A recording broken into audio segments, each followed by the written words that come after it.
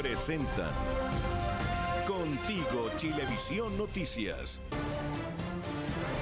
¿Cómo están? Buenos días, bienvenidos a las noticias en este martes 15 de marzo, que además estamos comenzando con mucha niebla en distintos sectores de Santiago y por supuesto con información de último minuto. Roberto, buenos días. Así es, Karina, ¿cómo estás? Anoche detuvieron al arquero de Unión Española, Diego El Mono Sánchez, por manejar en estado de ebriedad. Benjamín Contalva nos trae más detalles al respecto. Benja, ¿cómo estás?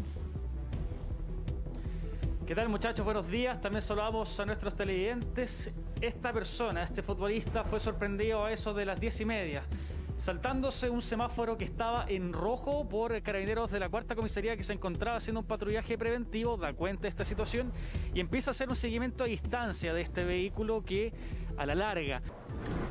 7:15, ya estamos de vuelta con las noticias y yo les cuento que en la Escuela de Policía de Investigaciones se realiza el velatorio de la subinspectora de la Brigada de Homicidios, Valeria Vivanco, quien fue asesinada el domingo en La Pintana. Sus padres hicieron el llamado a que otros jóvenes sigan el ejemplo de su hija y se integren a las filas de la Policía Civil. ¡Cumpleaños, Valeria! ¡Que los cumplas feliz! Esta es mi hija, una joven con futuro, con ganas, que respetaba la justicia, que respetaba la ley. 25 años, un desgraciado la mató. La vamos a enterrar como un mártir de la institución, como la hija que fue, con dolor, pero con orgullo. El 13 de junio quedará marcado para siempre en la vida de esta familia. La hija regalona, Valeria, de 25 años, fue asesinada mientras cumplía sus deberes como oficial de la PDI. Mi hija era una guerrera, era muy valiente y amaba su trabajo, era muy valiente. Eso era mi Valeria y nunca más la voy a ver. Me la quitaron. Y así, entre camaradas, colegas y la inconfundible sirena de la PDI, los restos de Valeria Vivanco, la segunda mujer mártir de toda la historia de la institución, asesinada mientras buscaba a los autores de otro homicidio, era trasladada hasta la Escuela de Investigaciones, donde se realiza su velatorio. Amaba su institución, nosotros hemos criado, tengo 3 hijos más y todos son funcionarios, tengo un aspirante y ellos van a seguir el camino de mi hija. La joven de 25 años había ingresado a la PDI el año 2016 y tras cursar sus estudios trabajó 1 año y medio en la Brigada de Homicidios, siendo uno de los procedimientos más importantes de su carrera el frustrar una encerrona el año pasado. Ella nunca dudó en levantarse a las 3 de la mañana para cazar a los delincuentes, para ayudar a la familia que le habían matado a alguien. Y mi familia en este minuto está destruida por la delincuencia. El gobierno tiene que ocuparse de la delincuencia, nada más. Y las instituciones tienen que crecer con personal, tienen que crecer. Le digo, postulan 7.000 niños a la PDI todos los años y quedan 120. Una emotiva despedida que más bien se transformó en un hasta siempre en cada lugar por el cual pasó el cortejo fúnebre de Valeria Vivanco, la mártir número 57 de la PDI, una mujer policía que murió a manos de delincuentes mientras cumplía con su deber. Mañana con 2 minutos y les contamos que 25 comunas de Santiago aumentaron sus casos activos de coronavirus pese a llevar más de 80 días en confinamiento. Una de ellas es Puente Alto, donde se vio ayer un alto flujo de personas en el primer día hábil de cuarentena total de la región metropolitana. ¡Vaya la palta, vaya la palta, vaya la palta! Así se veía desde el aire y así desde el suelo la plaza de Puente Alto el primer día hábil de cuarentena total en la región metropolitana. Claro que de confinamiento acá prácticamente nada, a pesar de que la comuna ya lleva 82 días en fase 1. Supone que Puente Alto está en cuarentena. Así dicen las malas lenguas y todo. El presidente, el gobierno, el ministro, todo. ¿Y qué ha pasado? Nada, está todo, sí, igual. Yo siento que la gente ha sido súper porfiada y no piensan los demás porque dicen, no, mucha gente dice, no, si esta cuestión es mentira. No, yo no he visto fiscalización acá. Bueno, en verdad no vengo yo mucho, sí, pero las veces que vengo en realidad no. Y lo que se ve en las calles se refleja en las cifras de contagio. Puente Alto comenzó su cuarentena el 25 de marzo y desde esa fecha sus casos activos han aumentado un 53%. Un escenario similar se observa en otras 24 comunas de la capital que no han logrado pasar a fase de transición. Y es que muchas personas siguen sin tener otra opción que salir a trabajar. ¿Por qué trabajo yo, dirá usted? Yo pago arriendo, soy dueña de casa y a mí no me dan bono, yo no recibo nada de bonos. Yo trabajo aquí, vendo paltita, tomate y en eso sustento a mi hogar. Yo me voy de madrugada para Nueva York a las 4 o 5 de la mañana para evitar fiscalizaciones. Si bien hemos visto que en muchos lugares las cuarentenas no están siendo efectivas, no es un problema del concepto de cuarentena, sino de la forma en la que se están llevando las cuarentenas en nuestro país, luego de ya un año y medio de muchas restricciones. Tal vez cuarentenas estrictas y breves, bien apoyadas, pueden ser efectivas. Y si en Puente Alto no se veían fiscalizaciones, todo lo contrario ocurrió en Avenida Kennedy durante la mañana. Estos automovilistas tuvieron que armarse de paciencia para que Carabineros controlara sus permisos. ¿Y a qué están jugando los carabineros? Están fiscalizando los permisos. ¿Ya anda con los permisos, no? Oh, tengo todo. ¿Sí? ¿Con qué anda? ¿Con el permiso colectivo? Permiso colectivo. Ya. Somos preso esencial, sí. Perfecto. Pero está bien que controlen. Estoy feliz, por fin están controlando, si esta cuestión ya es una locura. Está lleno de gente todos los días dando vueltas en todas las calles con cuarentena incluida, entonces por fin que empiecen a hacer un poco más la pega para controlar a toda esta cuestión para que bajen los casos. Casos que esta jornada sumaron 6.234 con una positividad del 8% y 97 fallecidos. La ocupación de camas UCI llegó al 96% y se reportaron 160 camas disponibles en la red integrada de salud. Si analizamos la suma de 7 días de casos esperados por 100.000 habitantes a nivel de todas las regiones del país, se observa ya una disminución del menos 7% de casos esperados. A pesar de esa leve disminución, el promedio de casos que ingresan a las unidades de cuidados intensivos sigue siendo elevado, con un promedio de 204 pacientes diarios. Hasta latas de cerveza le tiraron los vecinos de Lo Prado a unos delincuentes que intentaron una encerrona a una madre y su hija anoche en esa comuna. Benjamín Contalva nos trae todos los detalles. Benja. Hicieron todo lo posible para poder frustrar este asalto, Roberto, Karina. Les contamos este asalto que tuvo lugar en la comuna de Lo Prado, eso de las 6 de la tarde, en particular en la intersección de Avenida Ecuador con Las Rejas. ¿Qué pasa en la calle Ecuador? Existe un pequeño bandejón entre medio de estas dos calles que separaba a los delincuentes de sus víctimas. Se dedicaban a estudiarlas aquellas personas que llegaban a estacionarse en las orillas de este bandejón, y este fue el caso de la madre y su hijo que fueron abordadas por estos sujetos. Se estacionaron y es ahí cuando ellos decidieron, 2 hombres y una mujer, asaltar a esta familia y amenazarlos de diferente manera. Aún no se tiene el detalle de con qué elementos, pero sí hubo un forcejeo importante. Atacaron primeramente a la conductora, a la madre de quien conducía este vehículo, y también el hijo, que se puede ver en los registros cómo trata de reaccionar y de ahuyentar a estas personas que más tarde recibió la ayuda, y se sumaron los vecinos que se percataron de esta situación, algunos desde las alturas del edificio que estaba al lado también arrojando objetos contundentes, y algunos con lo que pillaban en la mano, tú lo decías, hasta latas de cerveza y piedras para poder frenar a estos delincuentes que finalmente, lamentablemente, se dieron a la fuga. Fue este procedimiento que finalmente determinó que policiales uniformados de Carabineros llegaran hasta este sector para poder realizar las diligencias y dar con el paradero de estos sujetos, que hasta ahora es desconocido. Afortunadamente no hablamos de personas heridas, pero sí es un portonazo más, sí es un asalto más que tiene lugar en este caso en la comuna de Lo Prado. Ya lo hemos visto en noticias anteriores, en donde tenemos que lamentar este tipo de hechos y, por supuesto, cuestionarnos qué es lo que ocurre con la seguridad. Asimismo, una vecina de ese sector también nos habló respecto a qué fue lo que ocurrió con lo que vivieron estos vecinos ayer en la comuna de Lo Prado. Escuchemos. Acá abajo con los niños, de pronto escuchamos muchos gritos, rompezón de vidrio, y nos dimos cuenta que estaban haciendo un portonazo.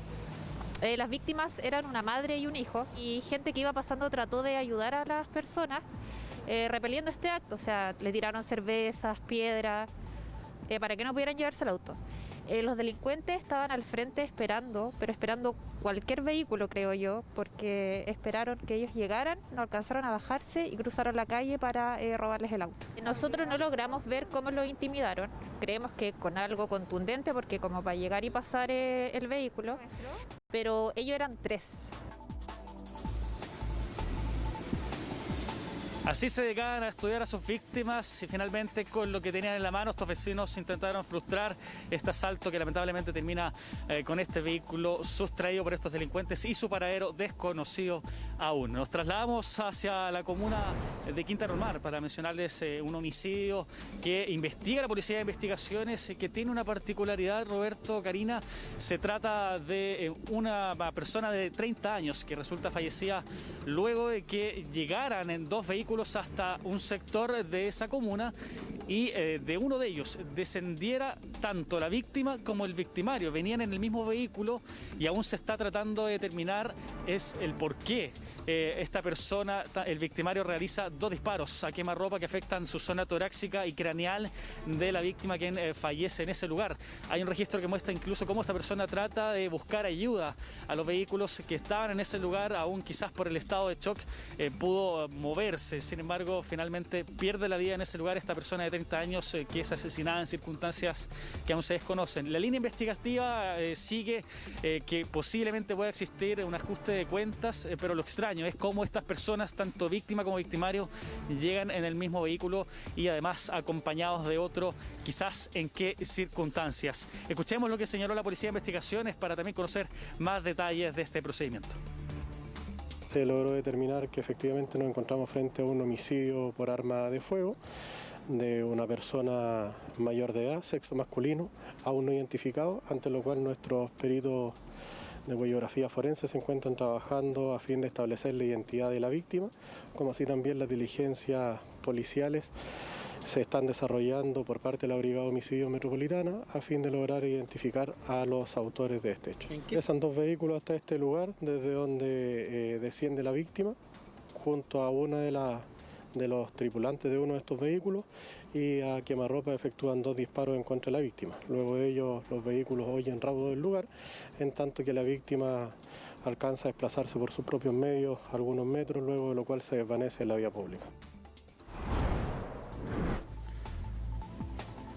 Claro, es un hecho que llama bastante la atención a los vecinos de ese lugar y por supuesto la Policía de Investigaciones, que ya se está encargando de realizar todas las pericias necesarias para determinar las causas de este fallecimiento y qué llevó a que fueran hasta ese lugar para realizar este asesinato y que estuvieran en este mismo vehículo. Les hablo desde la comuna de Maipú, donde nos encontramos en estos momentos y también repasamos lo que ocurrió ayer durante la mañana, en donde lamentablemente una persona de 32 años resulta fallecida luego de ser embestida por un bus de la red Bus Santiago en una intersección, Karina y Roberto, que es bastante polémica, ya que los vecinos hace años en esta intersección de la comuna de Maipú están pidiendo que haya cierta justicia. Algunos nos decían fuera de cámara, más de 25 años tratando de pedir acá en Avenida Portales con el Conquistador que pongan semáforos o señaléticas que permitan a los peatones poder respetar tanto el tránsito vehicular como el de los mismos peatones que circulan por este lugar. Ocurre que a solo metros de este sector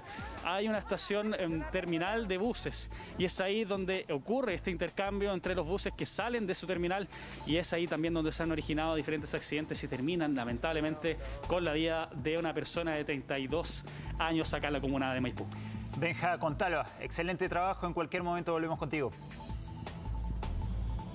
7:12 y les contamos que el senador Carlos Bianchi va a pedir al gobierno adelantar los pagos del ingreso familiar de emergencia y aseguró que también le pedirá al Ejecutivo extender la fecha de postulación a este beneficio que justamente vence hoy. Estamos con Consuelo Aguilera, que nos va a contar más detalles de esta propuesta y por qué se hace en este momento también. Consuelo, buenos días. Hola, ¿cómo están? Muy buenos días. Así es, el senador entonces ya ofició, de hecho, al gobierno para solicitarle dos cosas. Lo primero, que se extienda el plazo para postular al IFE, que vence durante esta jornada, y lo otro también, que se adelanten los pagos que están previstos para el próximo 29 de este mes.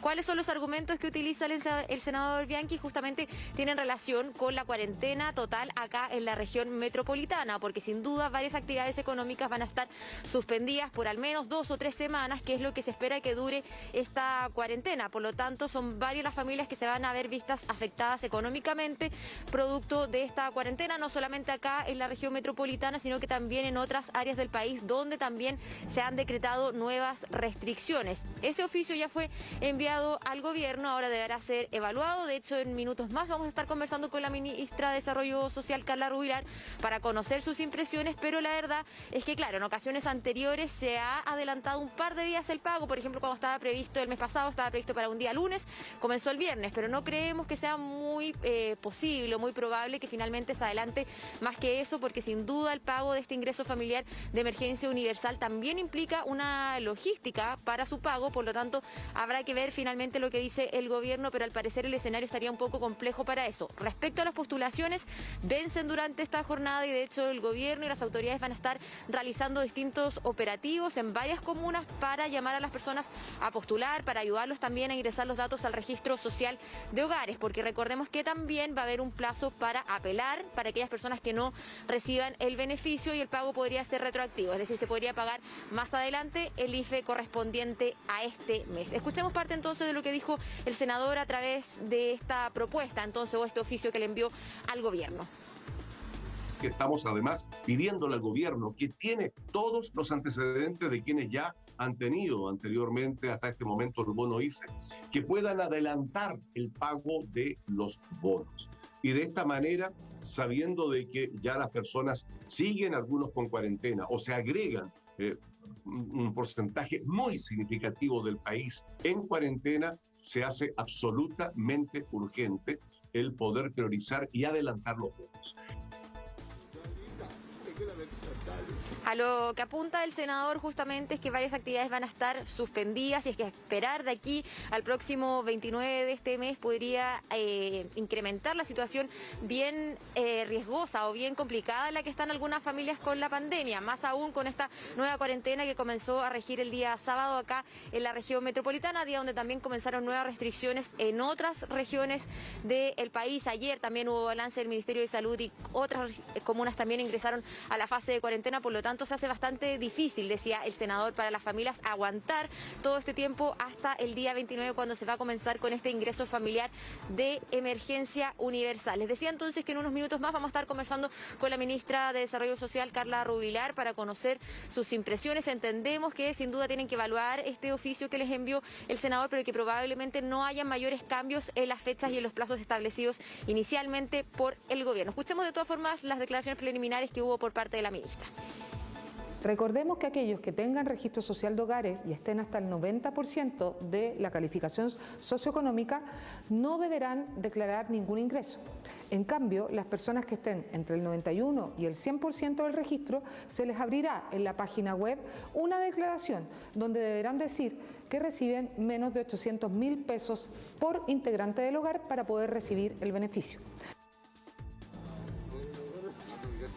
Hay entonces la ministra detallando parte de los requisitos y también de cómo funciona esta postulación. Reiterar entonces que de momento las postulaciones vencen durante esta jornada, por lo que van a haber distintos operativos en varios puntos del país y los pagos comenzarían a llegar a las familias el próximo 29 de junio, pero habrá que estar atentos a ver si hay finalmente algún cambio o no respecto a eso. Claro, el argumento entonces es la cuarentena total en la que permanece por lo menos acá en la región metropolitana. Muchas gracias, Consuelo. Regresamos contigo más adelante.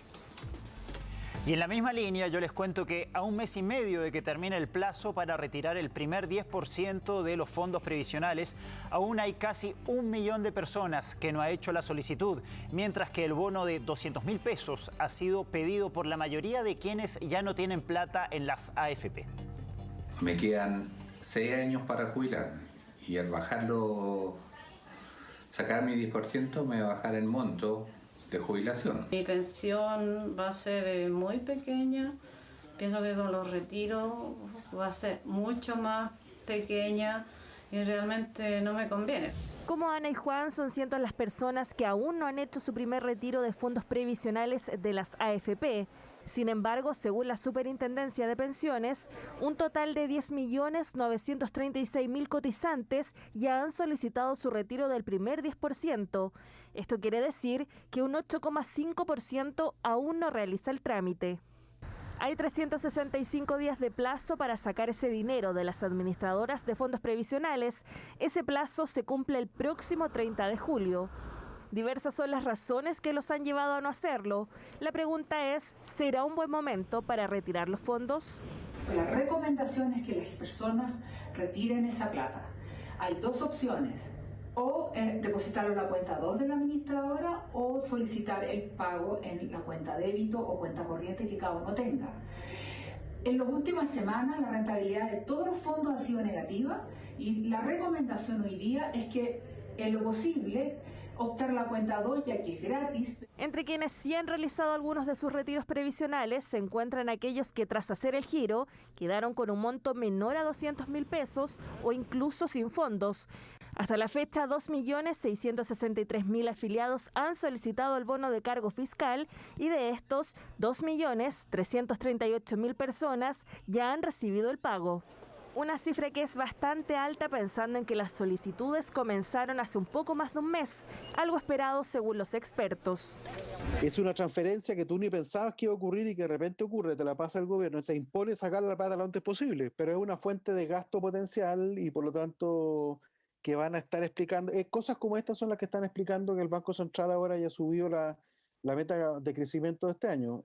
Para quienes aún no solicitan el bono de cargo fiscal, aún queda tiempo. El plazo termina el 8 de mayo del 2022, ya que al igual que para los retiros del 10%, el plazo es de 365 días. Bueno, durante la última jornada, el Colegio Médico presentó su estrategia sanitaria de COVID-0 para generar un cortocircuito epidémico y evitar la mayor propagación del virus en nuestro país. Esto incluye el cierre de actividades productivas, la suspensión transitoria del pase de movilidad y también cambios en el plan paso a paso. Estamos con el secretario nacional del Colegio Médico, el doctor José Miguel Bernucci, hasta ahora, que ya nos acompaña para conversar sobre esta propuesta. ¿Cómo está, doctor? Buenos días. Hola, José Miguel.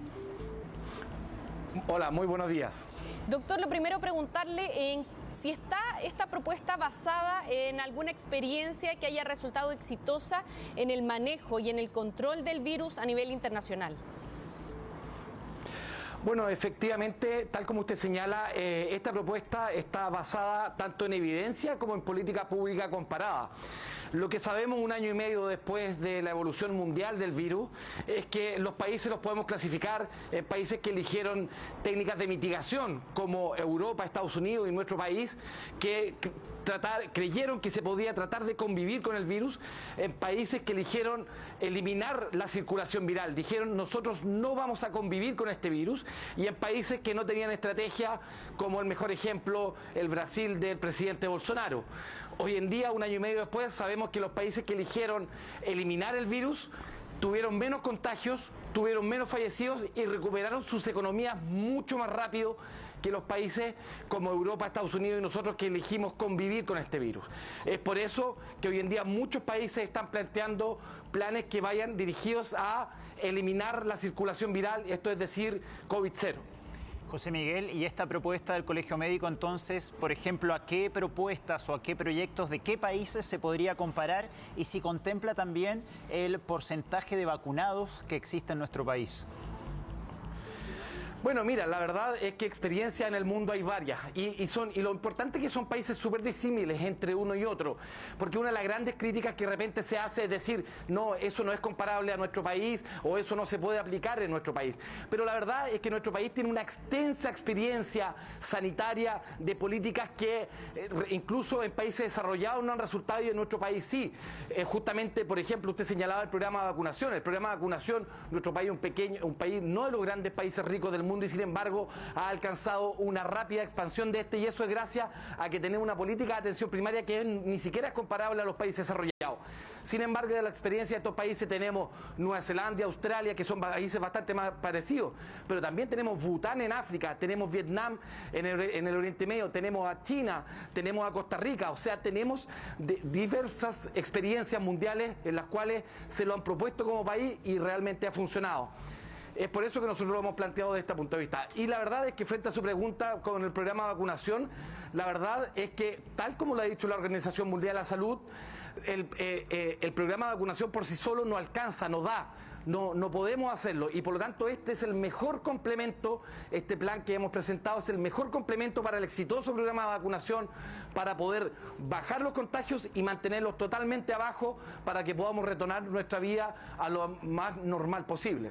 Doctor Bernucci, ¿por qué hacer esta propuesta en este momento? Si ha pasado 1 año y medio prácticamente de pandemia en nuestro país, ¿por qué la hacen en este instante? Y si esto representa también un punto de inflexión ante la posibilidad de la llegada masiva de la variante Delta, ¿no es cierto?, que se sabe que es más contagiosa. Bueno, en este momento principalmente porque yo creo que lo conversamos en este canal y en algunos canales amigos hace 1 o 2 semanas atrás, donde cuando se reinstaló esta cuarentena, muchas personas con justa razón preguntaban, bueno, o cuarentena o no, o plan paso a paso o cuarentena, porque esto ya nada funciona. Y efectivamente lo que estamos viendo es que lamentablemente el plan paso a paso, que nació como una buena idea, en la cual el Colegio Médico también hizo una propuesta que incluso salió 2 semanas antes del plan paso a paso, lamentablemente está totalmente dibujado y ya no cumple ningún objetivo sanitario. El paso 1 del actual paso a paso, la verdad es que estas cuarentenas laxas, eternas, 8, 12, 14, 16 semanas en cuarentena, con todo lo que ello significa a las personas que sí la cumplen, la verdad es que ya no cumple. La mayor cantidad de contagios se producen en fase 2, o sea, una fase 2 que no logra consolidar lo ganado y para seguir avanzando. O sea, la verdad es que necesitamos redirigir la estrategia y es por eso que en este minuto, ya en la tercera cuarentena de la región metropolitana, después de 1 año y medio, y en varias más cuarentenas a nivel regional, es que necesitamos replantear cómo lo estamos haciendo. Doctor, pero usted, preguntarle primero si a nivel interno, cuando ustedes todavía permanecían en la mesa COVID, ¿ustedes plantearon la necesidad al Colegio Médico de hacer un cambio, de hacer un giro en la estrategia? Y se lo pregunto para saber si también la difusión de este cambio, de este cortocircuito que ustedes están planteando para frenar los contagios, también es una forma de presionar al gobierno para que haya un cambio real en la estrategia. Bueno, sí, nosotros todas las propuestas, nosotros las escribimos semanalmente, lo que no queda escrito, ¿no es cierto?, no se puede reportar, y todas las semanas nosotros entregamos una minuta con las propuestas a la mesa social.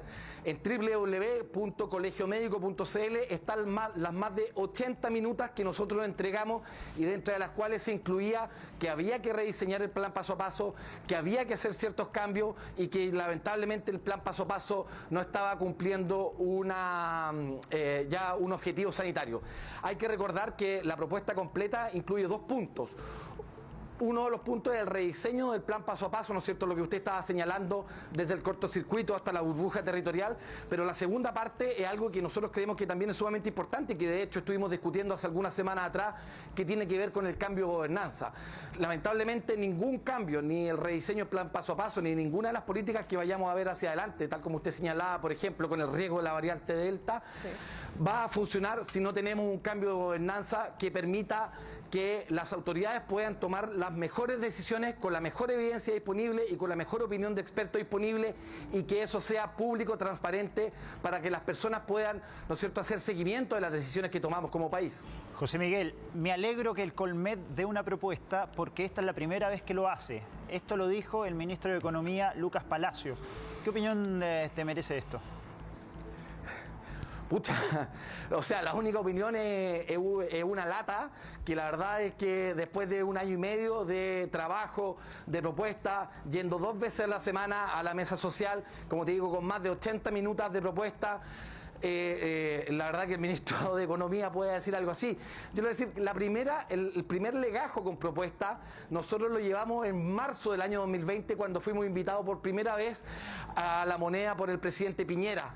En esa vez nosotros le llevamos una propuesta con una gobernanza que fuera interdisciplinar, un diseño de gobernanza que fuera interdisciplinar al presidente Piñera, se lo entregamos en sus manos, lamentablemente quedó guardado en algún cajón y lamentablemente tampoco el ministro de Economía se enteró de aquello, pero la verdad es que nosotros hicimos la propuesta de 12.000 millones junto a un grupo de expertos, hicimos la propuesta de modificación de elecciones y las propuestas para hacer elecciones seguras, hemos hecho propuestas de modificación del plan paso a paso y ahora justamente en un nuevo plan. Entonces la verdad es que lamentablemente no sé si esas declaraciones se hacen por desinformación o tendrán algún otro objetivo, pero lamentablemente, y ustedes son testigos de que hemos trabajado intensamente durante este año con el objetivo de cuidar a nuestra población. Doctor, aprovechar de preguntarle también sobre una propuesta que aparece hoy día en la prensa escrita, que han planteado numerosos especialistas para saber si el Colegio Médico la respalda, en torno a la necesidad de cambiar también en el esquema de vacunación que se va a aplicar el próximo año, ya directamente con miras al próximo año en nuestro país. Se está planteando la necesidad de cambiar a vacunas que sean más efectivas para frenar contagios. Se habla directamente de que quizás el país debería apostar por vacunas como Pfizer, Moderna o Sputnik. ¿El Colegio Médico respalda esa posición? Bueno, sí, mira, la verdad es que lo primero que hay que señalar es que esto es una noticia que está en desarrollo, porque tenemos tenemos un gran riesgo y que no sabemos cómo va a desarrollarse ese riesgo, o mejor dicho, cómo va a afectar esa variable que son las variantes. Efectivamente, usted señalaba a la variante Delta, ¿no es cierto?, o mejor conocido como variante India, que hace unos días atrás la CDC de Estados Unidos ha reconocido de que, por ejemplo, Pfizer y Moderna son efectivas para esta variable. Sin embargo, no sabemos qué es lo que va a pasar con las apariciones de variantes nuevas. Sin embargo, y efectivamente, nosotros respaldamos que el programa de vacunación se vaya revisando año a año. Nosotros, en realidad hay que recordar también que nosotros apostamos, por ejemplo, por Sinovac y no por Pfizer, por la disponibilidad de vacunas. Nuestro país, aunque quisiera en este minuto cambiar por Pfizer, no hay vacunas disponibles en el mundo, principalmente porque las grandes economías del mundo, estamos hablando de Estados Unidos, estamos hablando de Canadá, estamos hablando de Europa, lamentablemente han consumido prácticamente el 100% de la producción de vacunas que son producidas desde RNA mensajero. Ahora, efectivamente, debería ser un buen plan poder adelantarse hacia los próximos años para poder conseguir, ¿no es cierto?, vacunas, porque esto es un problema comercial, es un problema de mercado. Principalmente nosotros como país pequeño deberíamos tener acciones, por ejemplo, de unirnos entre países para poder agrandar nuestro mercado y poder acceder y hacerle competencia en la compra frente a los países más ricos. Bueno, vamos a quedarnos muy pendientes también de saber en qué medida se van acogiendo las propuestas que ustedes han reiterado entonces por parte del Colegio Médico, ya con este cortocircuito total, ¿no es cierto?, para tratar de prevenir los contagios y ojalá llegar en algún momento al COVID-0 en nuestro país. Doctor Bernucci, le queremos agradecer por esta entrevista. Que tengan buen día. Un gran abrazo, un saludo para todos. Chao, chao. Una mujer denuncia que su identidad fue suplantada para acceder al bono IFE, el ingreso familiar de emergencia. Otra persona habría usado su RUT para recibir el bono y aparece inscrita con beneficios sociales para 4 hijos, cuando además ella solo tiene uno. Esa persona está con mi nombre, con mis apellidos, con mi RUT, con mi número de documento, el número del carnet. Exactamente el mismo. Ana María ha vivido toda su vida en la misma casa en la comuna de Lo Espejo. Es jubilada y tiene un solo hijo, pero en el registro social de hogares, Ana María aparece con 5 hijos y vive en la comuna de San Bernardo. Este es mi hijo de verdad. Ya, al que yo tuve 9 meses en mi guatita y que lo parí yo. Pero estas otras personas no las conozco. Según documentos oficiales emitidos por el registro civil, el RUT de Ana María estaba vinculado a su hijo legítimo, pero también al de otros 4 desconocidos. Su nombre aparecía en cada uno de los certificados de nacimiento. No solo eso, Ana María también figura en un certificado de matrimonio casada con un hombre al que nunca ha visto en su vida. Que contrajo matrimonio entonces con este señor, al que yo tampoco Conozco. Dice que contrajeron matrimonio el 28 de febrero de 1984. ¿Usted está casada con un desconocido? Yo estoy casada con un desconocido. Hace 20 años, Ana María recibió un llamado de su ISAPRE. Allí le consultaban por una atención médica, específicamente un parto gratuito en un hospital en el que ella nunca se había atendido. En ese momento pensó que se trataba de un simple error, hasta que el año 2005 la contactó la Unidad de Investigación del Registro Civil. Y ahí después entonces me contaron de que había un problema con mi RUT, porque había otra persona a la que le habían dado exactamente el mismo RUT. Eso explicaba muchas cosas. El problema es que en ese entonces el registro civil le aseguró a Ana María que el problema estaba resuelto. Pero 16 años después, cuando fue a pedir el ingreso familiar de emergencia por la pandemia, se llevó una sorpresa. Que en el registro social de hogares existe una persona con todos mis antecedentes, con todos mis datos, pero con un domicilio distinto y con una composición familiar también distinta. Es primera vez que intenta postular al ingreso familiar de emergencia. Al ingresar a la página web se dio cuenta que aún continuaban los problemas. Aparentemente aún existe una persona que gracias a ese error se está beneficiando económicamente usando su RUT. Como esa persona está en el registro social de hogares, yo no puedo postular a ningún beneficio del Estado. Un conflicto grande para Ana María que como consecuencia de la pandemia hoy necesita ese dinero más que nunca. Ella cree que el problema en su registro social de hogares tiene relación con el error cometido hace años por el registro civil. Me parece atroz que el Estado de Chile no sea capaz de tener instituciones serias y que cumplan con su labor como corresponde. El registro civil reconoce que hace años efectivamente hubo 2 personas inscritas con el mismo RUT, pero confirman que ese inconveniente fue resuelto en 2010. Aseguran que también se contactaron con el Ministerio de Desarrollo Social y que son ellos quienes no se dieron cuenta de una presunta suplantación de identidad. Hoy día estoy viviendo con una pensión que es mísera. Como comprenderás, a mi edad ya los gastos médicos son tremendos. Consultado el Ministerio de Desarrollo Social, se limitaron a informarnos telefónicamente que resolvieron el problema de Ana María y podrá postular al bono IFE. Nada se sabe aún de la persona que usó su identidad para acceder al beneficio. Fíjese que más de 300 días cerrado ha pasado el zoológico de Buin, que no ha recibido visitantes ni tampoco tiene ingresos económicos. Pagan créditos que arrastran desde el año pasado, han tenido que suspender contratos y además reducir personal, pero dicen que no van a transar el cuidado de los animales. ¿Toma? Cómete una agüita. Tiene una garra importante. Mira. Y la uva los vuelve locos, o sea, literalmente locos. Pero no puede ser tan grande, pues, gordo, tienes que esperar un poco. Ya. ¡Oh, qué rica la comida! Ah, buen desayuno. Usamos 1.200 fardos de pasto de este tipo al año. Esa es la alimentación, eso alimenta a cientos de caballos durante un año. Bu come su fruta favorita, unas ricas uvas de mano de sus cuidadores. A la misma hora, Atanasio y su familia reciben pasto especial como parte de su alimentación. Y así es también para los más de 2.000 animales que mantiene el zoológico de Buin, quienes no han quedado fuera de la pandemia y del plan paso a paso que los ha dejado prácticamente sin público y por ende sin ingresos. Suman más de 320 días cerrados, 7 meses el año pasado y 2 meses y medio este 2021. Estábamos con un problema económico importante. Llegaron los créditos COVID y pudimos sustentar nuestra operación durante todo este tiempo, pero hoy día estamos pagando esos créditos, entonces la situación hoy día se hace más compleja y más pensando que estamos a puerta de las vacaciones de invierno, que no sabemos si realmente las vamos a tener. Tenemos claro que los fines de semana de vacaciones de invierno vamos a estar cerrados, no vamos a pasar a etapa 3 de ninguna manera tan rápidamente, y eso nos lleva a una sensación de un poco de angustia, de no saber en realidad cómo se nos viene el futuro.